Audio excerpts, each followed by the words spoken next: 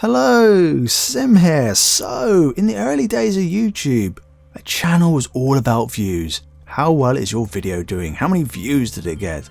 And therefore, that's where the money was coming from views and stuff like that. And how well your channel got promoted.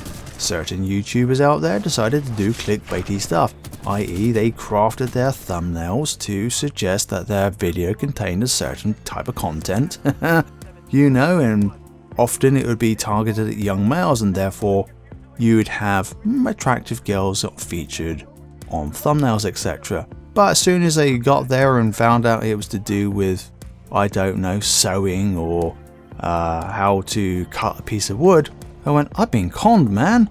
This is not what I clicked on the video to watch. I wanted to watch something, and it's completely different content. No relationship to what was suggested and promised by the thumbnail or the title of the video in question.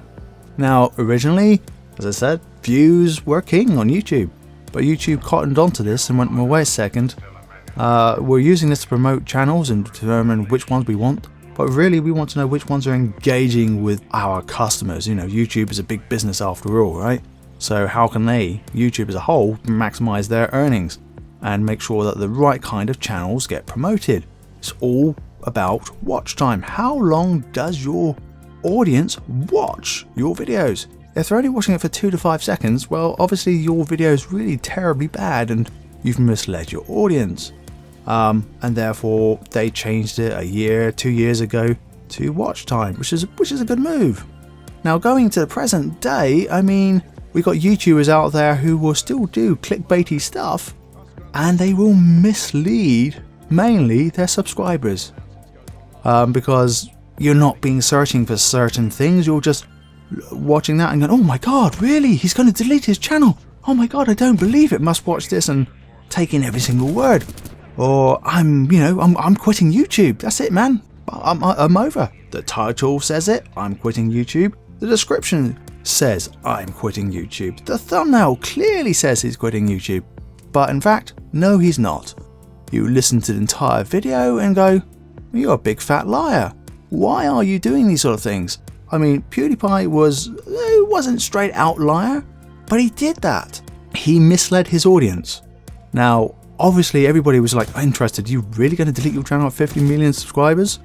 And they subbed just to see what was going to happen, to see if his channel did delete, so he gained 1 million subscribers purely for that, So you can say, okay, that's ingenious and cool, good tactics for him, but that's being a scrupulous sort of YouTuber who's only interested in making money. Maybe I'm being a bit harsh, but when people then just focus on the money that they're making and not real genuine relationship with your audience, it's disappointing to see this sort of trend continue. So for me, I would never do clickbaity stuff.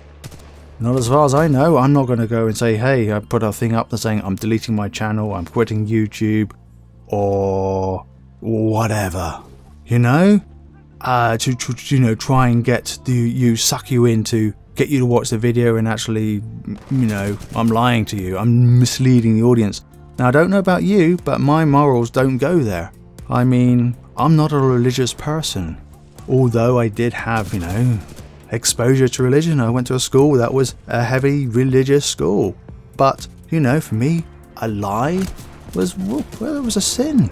It really was. But for me, it was like a big bad no-no. You'll go to hell. That was the sort of thing. Now, we know as you grow up and stuff, there's two kinds of lies. There's like a white lie. You're saying something to comfort a person. Let's say somebody's other half just passed away. You may not have liked him at all, or her, or whatever. Right, and you'll say comforting words to the spouse who's just lost their loved one, even if you didn't like it, because you're supporting the other person that you do like. That makes sense. So that's a nice white lie. But when you go to YouTube and you're outright lying to your subscribers, to me, that's crossing the line, and it's very disappointing. Now, I can understand why they go to these lengths, because they want their channel to grow. That's what they're looking at, short-term view in my eyes.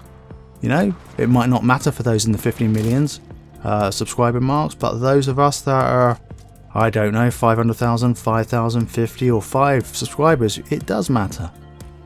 It really does.